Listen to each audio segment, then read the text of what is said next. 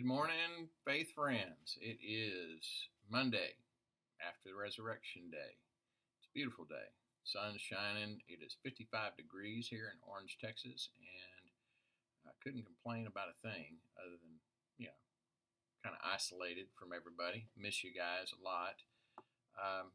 But you know what? God is good, and life is good even in the wilderness, right?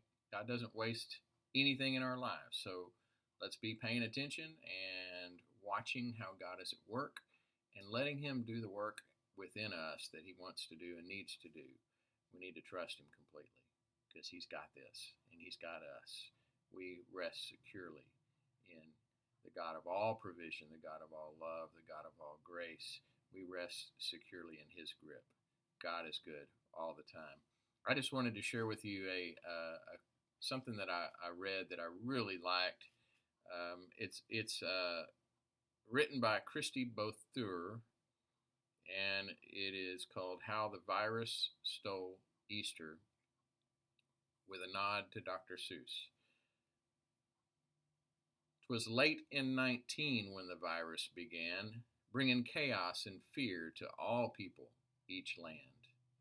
People were sick, hospitals full, doctors overwhelmed, no one in school. As winter gave way to the promise of spring, the virus raged on, touching peasant and king. People hid in their homes from the enemy unseen. They YouTubed and Zoomed, social distanced and cleaned.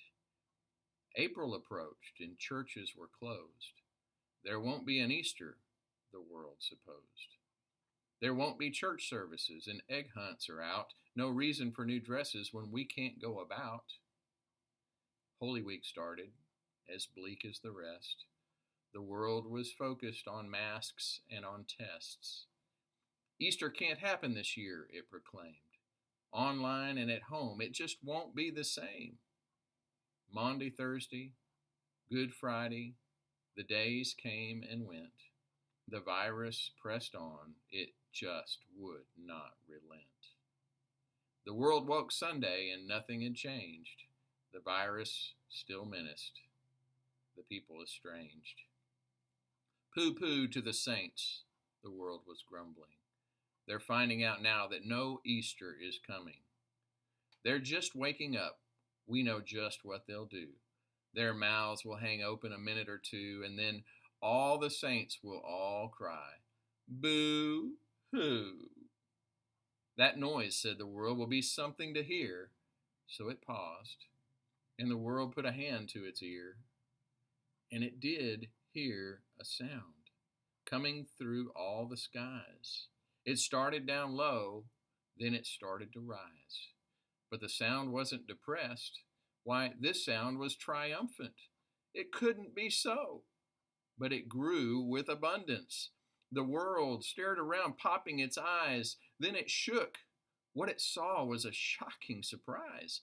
Every saint in every nation, the tall and the small, was celebrating Jesus in spite of it all. It hadn't stopped Easter from coming. It came. Somehow or other, it came just the same. And the world, with its life quite stuck in quarantine, stood puzzling and puzzling. Just how can it be? It came without bonnets. It came without bunnies. It came without egg hunts, cantatas, or money. Then the world thought of something it hadn't before.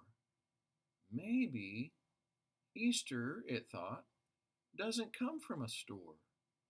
Maybe Easter perhaps means a little bit more. And what happened then? Well, the story's not done.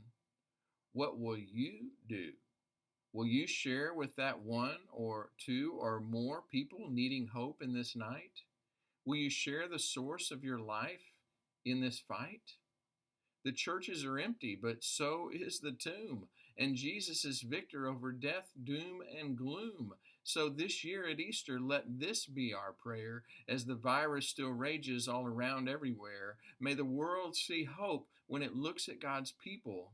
May the world see the church is not a building or steeple, May the world find faith in Jesus' death and resurrection.